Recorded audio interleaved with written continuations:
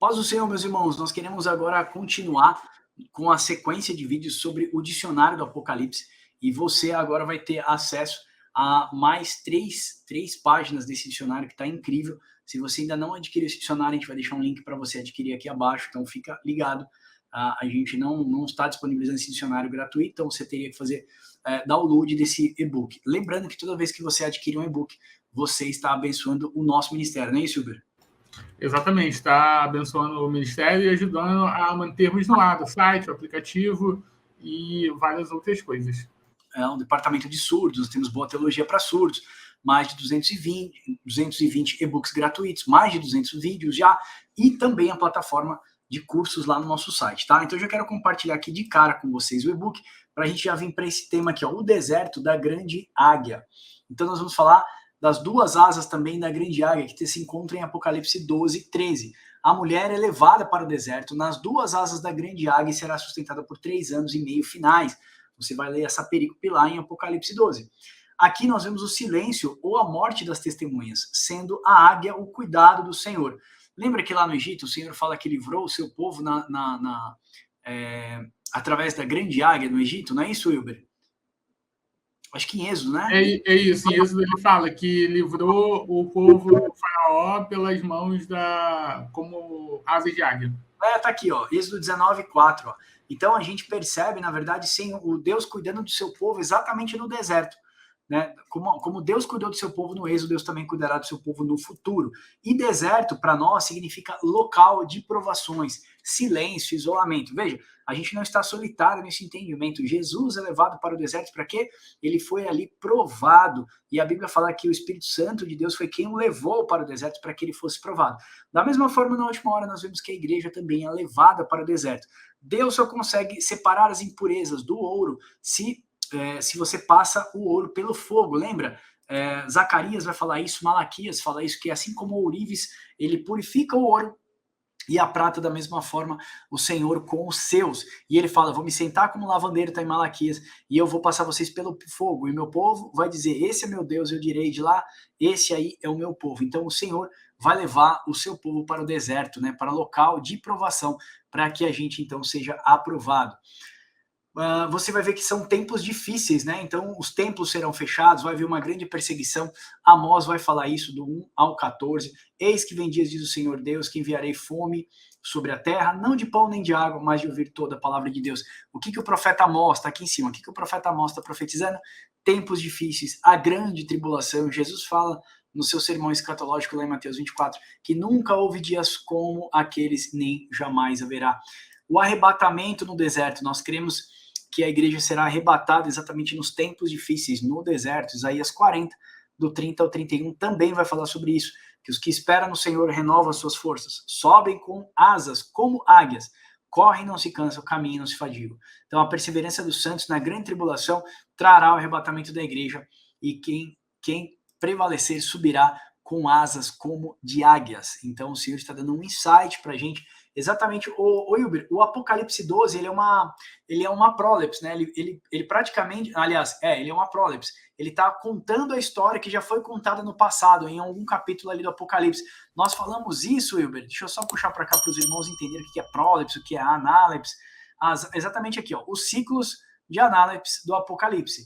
Então você vai perceber lá, o quinto ciclo é o Apocalipse 12, né? Então ele parece que está contando coisas e eventos que aconteceram no Apocalipse 6, no 7, no 8 e no 11. Então o livro de Apocalipse, ele gira em torno de ciclos, não é isso, Wilber? Exatamente, é uma forma de estrutura narrativa. A história como o Apocalipse é narrado não é uma história linear. Por isso que a gente vai ver diversas vezes que acontece o arrebatamento, mas depois os próximos capítulos mostra a igreja sendo perseguida de novo. É porque a narrativa se encerrou, mas aí voltou o ciclo novamente.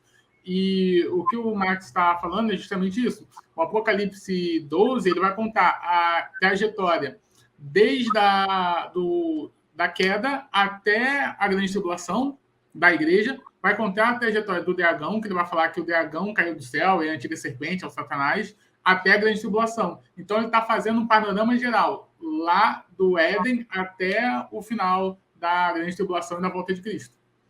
Maravilha. E olha o que nós falamos, ó. Olha o que Deus fala lá em Êxodo 19. Tendes visto o que eu fiz com os egípcios? Como vos levei sobre asas de águia. Você vê que é uma águia só. Asas de águia. E vos cheguei a mim. Então, aqueles que renovam as suas forças no Senhor, como está falando lá em Isaías, eles sobem como asas, como que de águia. E a grande águia no deserto com as duas asas é exatamente o Senhor, que é o símbolo da águia maior, sustentando o seu povo nas duas asas, ok? Então, vamos lá. Vamos passar para cá agora. Os 4 ventos do céu é uma ação do diabo durante toda a história da humanidade, e na última hora você vai ver isso lá em Daniel 7, 2 e 3. Você vai ver os 4 ventos do céu lá em Daniel. Você vai ver isso também no Apocalipse, na forma dos 4 cavaleiros do Apocalipse, ok? Então, ventos é uma ação personificada do diabo, os juízos de Deus. Na verdade, não é o diabo que tem poder, mas são os juízos de Deus. Até porque quando você entender sobre os 4 cavaleiros do Apocalipse, você vai ver que toda vez quando a humanidade cresce o seu índice de maldade, o Senhor então libera seus 4 cavaleiros e sempre estiveram cavalgando sobre a terra. Você vê os 4 cavaleiros no Apocalipse, você vê ele também lá no livro de Zacarias, e você vai ver nos cavaleiros personificado em diversas partes da Bíblia. E os 4 ventos da terra, a ação do diabo personificada na terra através do homem da iniquidade, os últimos 42 meses. Então, o vento do céu, Wilber, durante toda a história, ela aponta para a ação do diabo, e na terra já é execução daquilo que o diabo está fazendo? É exatamente isso. No céu é um panorama mais macro, é um panorama maior. A gente vê isso em Daniel, por exemplo, que os 4 ventos do céu, ele agita o grande mar e surgem bestas do grande mar, que é mar, povos, línguas e nações. Apocalipse fala isso. Já os 4 ventos da terra seria essa ação, só que personificada em uma pessoa, no chifre pequeno, que vai perseguir a igreja durante 42 meses. Mas como você falou, Max, bem falou, a gente percebe que esse período de tempo na Bíblia é narrado em diversas vezes. Em Zacarias, em Daniel, você vai ver até lá em Gênesis, por exemplo, quando você tem o dilúvio, a gente percebe que a iniquidade aumenta, então Deus ele lança o seu juízo. Então a gente percebe esses ciclos de narrativas. A iniquidade aumenta e Deus vai e julga essa iniquidade toda vez que ela transborda na taça, né, no cálice. Maravilha. 144 mil, a gente vai dar um exemplo mais prático aqui, porque a gente já tem vídeos sobre isso no canal, e nós vamos deixar um QR Code para vocês aqui, tá bom? Para quem adquirir, obviamente, o dicionário do Apocalipse, que a gente vai dar um contexto detalhado sobre os 144 mil. Mas 144 mil selados é a plenitude do povo de Deus em todas as gerações. Não é somente 12 mil de cada tribo, como o Apocalipse fala. Lembre-se que a figura literária do livro do Apocalipse é uma metonímia, ou seja, ele é simbólica. É um símbolo que aponta para algo maior. Então, nós vamos ver esse número como símbolo e não uma contagem exata. Você vai ver Apocalipse 14, 1 e 4, Apocalipse 7, 1 a 4. Você vai ver a amostragem da contagem dos 144 mil em Apocalipse, e a mesma multidão não podia contar. Então você vai perceber lá em Apocalipse 14, que João fala que era uma grande multidão, depois você vai ver, ele fala em Apocalipse 7, depois ele fala que essa multidão não se podia contar. Então, o tempo que Deus leva para purificar o santuário, ou seja, o homem, a sua casa, o seu local de habitação no futuro, são 144 mil, ou seja, o tempo de trabalho do homem, que seria o quê, Uber? 450 anos que o povo ficou no deserto, vezes... Explica um pouquinho para a gente, rapidinho, Uber. Seria ali uma conta do tempo de escravidão do povo no deserto, né? Você tem ali... Eles ficaram 400 anos escravos no deserto, e os anos na antiguidade era contado por 360 dias, não 365. Então, se a gente faz essa conta, essa multiplicação, 400 vezes 360 dá 144 mil. Então, falando sobre isso, sobre esse tempo de escravidão. E tem diversas simbologias nesse estudo que a gente fez, tá? A hora do Cronos, do homem trabalhado, vezes tanto, que você vê vezes 12, que é as tribos de Israel, só que tudo do povo de Deus vai chegar em 144, 12 tribos da antiga aliança, vezes 12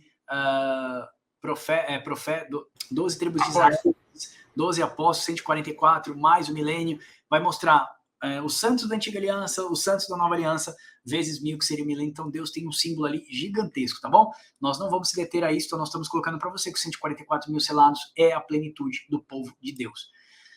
Indo mais para frente, os 7 chifres, nós sabemos que chifres apontam para a autoridade e o governo.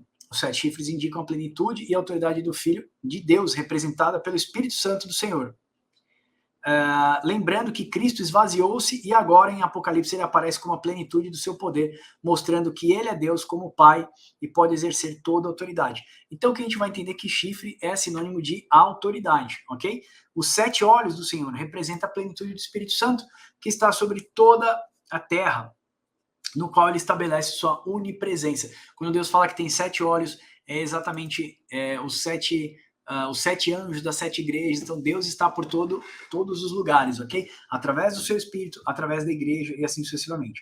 As estrelas simbolizavam os santos na nova e na velha aliança. Você vai ver isso em Apocalipse 1:20, Gênesis 26. Então, quando falar as estrelas do céu caíram, muitas pessoas acreditam que as estrelas vão despencar do céu. Nós não acreditamos assim. Acredito como o Apocalipse é uma figura literária, que as estrelas não caem literalmente. Se cai uma estrela do céu na Terra, ela provoca um grande tsunami que destrói a Terra inteira. Então, estrelas, muitas delas são maiores até que o planeta Terra. Então, é impossível uma estrela cair na Terra, ok? As estrelas caíram do firmamento, está mostrando que os santos vão apostatar da fé na última hora, como Paulo fala, não virá o fim antes que se manifeste a grande apostasia e venha o homem da iniquidade. Saltando já, agora nós chegamos na Nova Jerusalém. Nós temos um vídeo também falando sobre a Nova Jerusalém, lindo, lindo, detalhado. Mas eu quero dar o contexto para vocês que a Nova Jerusalém é a igreja. Ela é a cidade onde Deus vai habitar. Deus está erigindo de nós uma morada no seu espírito para a eternidade. Então, ó, vem um dos 7 anjos que tem as 7 taças cheias dos últimos 7 flagelos, falou comigo dizendo, vem, eu vou te mostrar a noiva, a esposa. Ó, o anjo vai mostrar a noiva, vai mostrar a esposa do cordeiro. E aí ele me transporta em espírito até uma grande e elevada montanha, me mostrou a cidade santa, a Jerusalém, que descia do céu da parte de Deus. Então, o que Deus está mostrando? Que ele transforma a noiva em esposa e em cidade.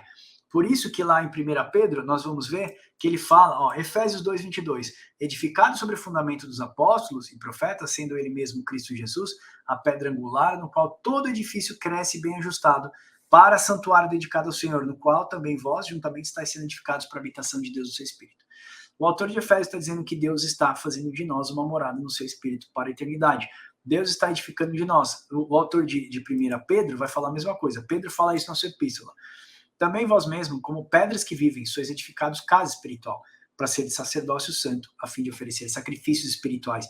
Ou seja, vocês estão sendo pedras vivas, sendo edificada casa de Deus. Então Deus está construindo uma morada. E nós vamos ver isso por todo o Apocalipse, Ezequiel. Você vai ler isso, você que comprou o dicionário do Apocalipse, você vai ver como é lindo, tá? E nós vamos colocar aqui não só um QR Code, ó, eu vou mostrar para vocês. Nós vamos colocar um QR Code aqui da Nova Jerusalém, vamos colocar um QR Code aqui desse estudo, e eu acho que nós temos um outro terceiro QR Code. Então, vocês que adquirirem o dicionário, vocês vão ter os QR Codes aqui nas páginas, ok? Então, a Nova Jerusalém que desce do céu não é uma cidade de rua, de ouros e cristais, onde você vai morar. Ali é um símbolo, é uma metonímia, é um símbolo que aponta para algo maior. Da onde nós tiramos isso também? De toda a Bíblia, você vai ver que Deus está construindo uma morada para a eternidade. Então, em nosso dicionário, cidade significa aglomeração humana, ou o povo da cidade. Então, não se trata de uma construção de pedras, mas uma figura de linguagem que aponta para a casa de Deus, que são os homens. Certo, Wilber? Quer fazer um comentário, só para a gente deixar mais claro? Certo, exatamente. Então, esse contexto da Nova Jerusalém, ele vai entrar também no contexto dos 144 mil. São 2 símbolos que indicam a mesma coisa. Agora o Max vai me perdoar, e um irmão também, que sempre que eu comento o nome de um escritor, ele vem aqui comentar. Irmão, já peço perdão para você de antemão, mas eu vou citar mais um escritor. Tem um escritor chamado Bartolomeu, que ele tem um livro chamado O Dema das Escrituras. Nesse livro, ele conta justamente esse processo de Deus estabelecendo um povo e uma cidade, mas essa cidade e esse povo se relacionam. Então começa o processo lá em Gênesis e cumpre, ele se termina em Apocalipse, tá? E esse livro vai contar sobre isso, o Demo das Escrituras, o nome do livro. Legal. Por que o Wilber está falando isso? Porque às vezes o Wilber cita aqui um autor, N.T. Wright, outro autor, aí o cara vem lá no comentário e faz um comentário, vocês forçaram, pô, assim vocês estão estragando o canal, então... Irmãos, não é só porque a gente cita um autor, nós estamos validando tudo o que o autor faz, falou ou fez. Então, assim, vale a reflexão de um ponto exclusivamente. Não é porque a gente cita o Dr. Rodrigo Silva, a gente valida todos os estudos do Dr. Rodrigo Silva, mas muitos estudos dele da arqueologia, da história, são muito interessantes para a igreja. Veja, a multiforme sabedoria de Deus que está escrita em Efésios 3:10 não está com o Wilber, não está com o Max, mas é um pouco de cada um. Deus se manifesta de muitas formas e a sua sabedoria está manifesta na igreja. A igreja não sou eu, não é o Wilber, não adianta. Ah, vocês são inteligentes. Não, nós não somos inteligentes. Tudo aquilo que Deus nos deu de conhecimento, eu preciso de sabedoria para aplicar. E o Espírito Santo nos usa todos os dias, ok? Então, não é porque citamos um autor, validamos todas as obras desse autor. Amém? Então, vamos lá, segue o jogo aí. Agora nós entramos na última parte desse estudo. Nós estamos fazendo a página 5, 6 e 7 para você do dicionário do Apocalipse. Para você que não tem o dicionário, de novo, compra o dicionário. Ó, tem e-book de R$19, irmão. Você pode abençoar nosso ministério. Tem um e-book de 19. Deixa eu mostrar para vocês. Tem um e-book de 29. Deixa eu mostrar. E tem um e-book aqui. Deixa eu abrir aqui para você, ó. Olha só, você vai cair nessa landing page aqui. Então, ó, tem um e-book de R$19, um mapa mental de 1,5 metro de altura, mostrando a estátua. Tem um e-book de R$29 sobre a marca da besta, bem legal que nós fizemos. Tem um e-book sobre as duas bestas do Apocalipse conectando com a estátua de Daniel. E tem o dicionário do Apocalipse. Então você vê, ó, é R$19, é R$29, é R$39 e é R$49, de acordo com aquilo que o irmão pode pagar. E se você adquirir todos eles, em vez de você pagar R$130, 42% de desconto. Você vai pagar só R$79, adquire os 4 e-books e abençoa o nosso ministério. Então, se você puder abençoar o nosso ministério, por favor, não meça esforço, porque nós não temos medido esforço para edificar a vida dos irmãos. Amém? Vamos lá. Vozes clamando debaixo do altar. Você vai ler isso lá no Apocalipse e vai parecer lá no Apocalipse 6 que realmente o altar, Deus tem um trono e debaixo desse altar, deixa eu mostrar aqui um símbolo. Quando as pessoas falam, tá vendo? Os mortos não estão no Hades. Jesus Cristo subiu quando levou o cativo ao cativeiro, que o apóstolo Paulo fala, e colocou lá. Veja, só o apóstolo Paulo cita essa parte do cativo ao cativeiro, e ele está fazendo referência da antiga aliança, que agora não me falha a memória se é Salmos que ele está citando, eu acho que é Salmos, que ele fala, deste dons aos homens e quando subiu levaste o cativo ao cativeiro. O cativeiro do homem, procura lá em Salmos, irmãos, é o pecado que nos torna cativo, que nos prende. Então, quando Jesus desce ao Hades, ele toma a chave do inferno, como Judas, e Pedro está falando, se eu não me engano é Judas ou é Pedro, ele toma a chave do inferno da mão do diabo, porque ele foi o único que não pecou. Então, ele não pode ficar preso no Hades. E ele sai de lá, e quando ele sobe, ele leva o poder da morte. Agora ele tem poder para abrir o Hades. E lá em Ezequiel 37, ele faz essa promessa. Ele fala, olha, naquele vale de ossos secos, ele fala, no último dia eu vou abrir a sepultura de vocês, e vocês saberão que eu sou o vosso Deus. No último dia. Então, a Bíblia não fala que Jesus, quando subiu aos céus, ele levou o seio de Abraão. Jesus não disse, nenhum dos pais da igreja, né, do primeiro século disse isso, e isso é uma onda nova que se acredita. Então, dentro do Hades existe o seio de Abraão, local de conforto. Ó, já estou fazendo estudo do inferno aqui, tá? Local de conforto, um abismo que separa no meio e o local de tormento. Assim como aqui é o mundo dos vivos, lá é o mundo dos mortos. Vamos dizer assim, como se fosse o bairro onde tem o paraíso, o jardim, praça, né, tudo ali de bom pra gente, do outro lado fosse um lugar, um lixão, vamos dizer assim, e você conseguisse olhar para aquele lugar feio, mas você está num lugar bonito aqui, tá bom? Então Jesus, quando desce, ele toma a chave do Hades e ele sobe as alturas. Por que eu tô dando todo esse parênteses? Porque as pessoas falam, olha, lá em Apocalipse 6 diz que existiam vozes clamando debaixo do altar para que Deus fizesse justiça. E o Senhor fala, não chegou o tempo ainda de se fazer justiça, até que o número dos seus irmãos, dos seus conservos sejam contados. Tá lá no Apocalipse 6. Aí tá vendo? Ó, as vozes clamavam debaixo do altar. Mas para você entender isso, você precisa fazer nosso estudo sobre o tabernáculo de Moisés. Você vai entender que o trono de Deus, ele fica acima. A terra é o altar de sacrifício. Por isso que Cristo verte seu sangue aonde? Na terra. Quando Cristo morre, seu sangue escorre pela madeira, né, pela cruz, e cai na terra, porque a terra é o local de sacrifício. Quando degolava os animais, o sangue tinha que cair sobre a terra, porque a terra foi amaldiçoada pelo pecado do homem. Então, não há remissão de pecados sem derramamento de sangue, como a palavra fala. Então, quando Cristo morre no altar de sacrifício, tá, que é a terra, ele deverte o seu sangue. Então, as almas clamavam debaixo do altar. Opa! Então, se o altar é a terra, debaixo do altar é o quê, Hilber? É o Hades, é o seio de Abraão. Então, as almas estavam clamando no seio de Abraão, porque Davi disse, se eu subir ao céu, o teu espírito está lá, se eu descer ao profundo abismo, que ali está falando Hades, o teu espírito também está lá. Então, onde Deus está, é um local de paraíso. Então as almas estavam clamando no Hades, debaixo do altar. Interprete melhor esse verso de Apocalipse 6 e você vai ver que vai explodir uma revelação na sua cabeça sobre tudo aquilo que o Senhor quer passar. Então, eu já fiz um grande parênteses aqui, porque você vai ter que olhar para o tabernáculo de Moisés para entender isso. O altar que fica do lado de fora, pátio, representa a terra. O altar do lado de dentro está mostrando o coração do homem. Então, esse corpo aqui será pisado por 1.260 dias. Já o átrio interno não será pisado, que é onde o Satanás não vai conseguir tirar dos santos de Deus a sua santidade e por aí vai, tá bom? Então, vamos lá. Árvore da vida. A árvore na vida representa a Cristo, a nossa única fonte de vida eterna, no qual teremos pleno acesso após a ressurreição do nosso corpo. Você vê isso em João 5:11. A Nova Jerusalém não precisa de sol nem de luz, porque o Cordeiro a ilumina. Olha, Nova Jerusalém você já sabe que não é uma cidade que vai descer, vai enterrar Jerusalém terrestre, como as pessoas falam, e vai tomar parte da África e da Europa. Não existe isso, tá bom, irmãos? Mostra que o povo de Deus está em uma aliança eterna, se tornando um com Cristo. Tanto na primeira aliança, símbolo da lua, quanto na segunda aliança, que é o símbolo do sol. Após a ressurreição e transformação dos corpos, todo o povo de Deus será um só com Cristo e nunca mais vão se separar dele. Então, quando está falando que não precisa de sol nem de lua, que a sua igreja agora é glorificada, não precisa mais das leis para balizar e levar a Cristo. Também não precisa mais do sol dentro dele para justificar, porque agora seremos santos. O Senhor fala nos profetas, vai chegar o dia em que eu vou separar o santo do profano. E eu não vou fazer isso por amor a vocês, porque vocês não merecem. Ele fala, eu vou fazer isso por amor ao meu nome. Então ali fica muito claro que Deus vai glorificar a sua igreja e não pecaremos jamais, ok?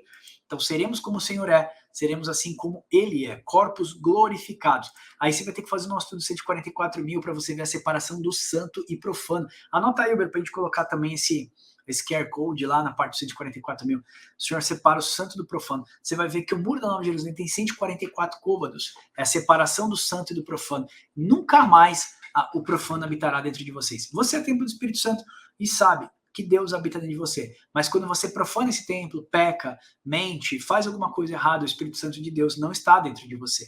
Você sabe que o Senhor não pode habitar numa casa vazia. Você pede perdão, vai na ceia do Senhor, se redime com o corpo de Cristo. Então o Senhor Santo vem habitar. Imagina Deus habitando e não habitando em você, isso deve ser algo terrível. O Senhor fala, vai chegar o dia que eu vou purificar esse templo e vocês jamais pecarão, tá bom? Os frutos da árvore da vida. O fruto é a vida eterna em Cristo. Os frutos da árvore da vida são para aqueles que preservaram na fé até o final e por isso são achados dignos de receber a vida eterna por meio de Jesus Cristo. Você vai ver Apocalipse 2:7, você vai ver Apocalipse 22:2. E aí tem as folhas da árvore da vida. Ó. As folhas da árvore da vida são remédio para as nações que irão entrar no milênio. Lembrando que não é uma participação plena da árvore. As nações não comerão do fruto. As folhas vão fazer alusão à igreja de Deus e nesse período estará curando as nações que estão doentes com as leis dos homens. A igreja será rei e sacerdote sobre as nações, ensinando a elas leis, mandamentos e estatutos do Senhor. Você vai ver que lá em Apocalipse está falando que Apocalipse 22, que as folhas da árvore da vida servem de alimento para as nações. Explica isso um pouquinho melhor para a gente, Wilber. Como que a igreja, se a igreja é folha, como é que é? O que significa a folha ali, né? Alimentar as pessoas. Então, esse tema é bem interessante, porque ali as folhas elas vão servir de remédio, de cura para as nações, né?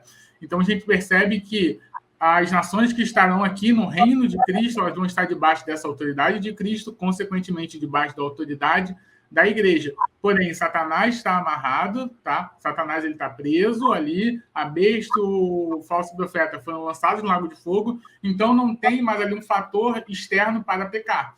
Então, por conta de não ter esse fator externo para pecar, as nações elas vão ter um pleno ali, participação de uma certa santidade, mas a gente vai ver que elas vão participar, mas não de forma plena, como o Max falou, não vai ter corpo glorificado, tanto é que, após os 1000 anos, Satanás sai e engana essas nações. Então, Deus está mostrando justamente que esse corpo de carne, ele sempre vai ser corruptível. Mesmo você passando um grande período de tempo onde não tem ali a atuação do diabo, onde não tem atuação de nações anticristãs. Mesmo assim, após esse período de tempo gigantesco, quando um agente maligno for liberto, ele vai conseguir enganar essas pessoas que passaram 1000 anos vivendo num reino de paz e justiça. Então, por quê? Porque a nossa carne ela é sempre inclinada a atender a esses desejos. Então, Deus está mostrando isso nesse período.